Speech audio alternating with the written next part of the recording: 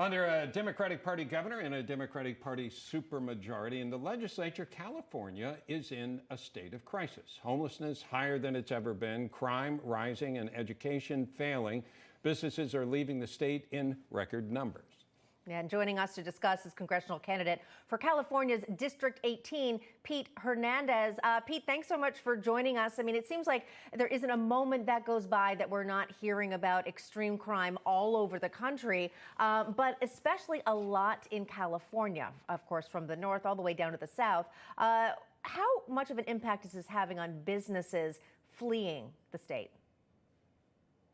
It's a huge impact, and thank you for having me. So if you look at the landscape of the economy in California, you know, we've lost something like 173 businesses in 2021, and I know through the shutdowns, we had 40,000 businesses closed temporarily, but 20,000 never came back. So all that's obviously having a long-term impact of what a stable economy looks like, and as the projections are showing, that's going to have a residual effect even on housing and other. There's unintended consequences with certain decisions, and the shutdowns, I think, is a good example of it. Pete, where is your district in California? It's a big state. I don't need to tell anybody. Whereabouts? So we're in the Central Coast. We're South San Jose all the way to King City, which is South Monterey County, and it also includes San Benito and a portion of Santa Cruz County, which is Watsonville. And that is some beautiful territory, I know. Does it tend to be, vote for Pedro, a reference to it. That's great. Are you using that, by the way? I am. Yeah, vote for Pedro. We're actually, so we're doing work out here. We're actually canvassing the district. We're hitting it hard.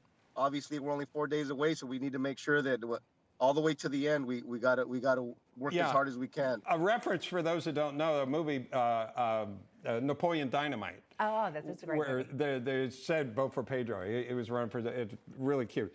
So I love that you're using that. Does it tend to be liberal in your district, or is it mixed? Give us a feel of what concerns people and what the makeup is typically.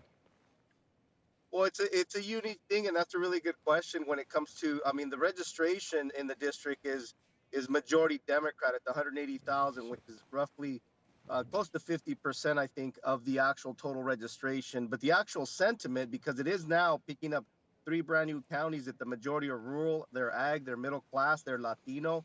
It's a different Democrat sentiment, right? I would say it's more practical and pragmatic, and they really do. You know, the Latino that I know in especially this district is conservative. They have conservative values, and obviously right now we're seeing the reality that's not lining up with, even though they're voting Democrat historically, it's not lining up with things that are actually benefiting their district or our district. So that's why you're seeing a shift, and I'm seeing that a lot from the Latino voters that I'm talking to. Yeah, I've always felt that community shouldn't be considered so two-dimensionally. That the Latino community, a lot of these people work their tails off. They believe in education, they believe in family, they believe in hard work, and then when they get their paychecks, they see taxes going up, and they start looking around and saying, hey, wait a minute, why are my taxes so high?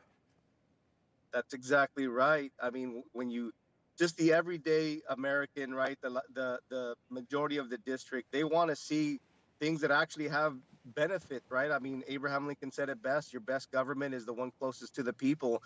And right now, this government feels very, very long distance because everything that's happening at the federal level is having some serious consequences at the local level, and the voters aren't understanding why. Pete Hernandez, thank you so much for joining us. Obviously, you're on the move. Thanks for taking time in your car on your way somewhere. But thank you so much, sir. We're in Morgan Hill, and we're door knocking. So if you can go to HernandezForCongress.com and support the campaign, we're finishing strong. Thank you for having us. All right, thank you. No crooked establishment. None of that twisting the truth. No talking down to me. Don't tell me how to think. Don't tell me how to think. Don't tell me how to think. I trust Newsmax. Newsmax. They don't tell me how to think. They let me decide. Newsmax. Real news for real people.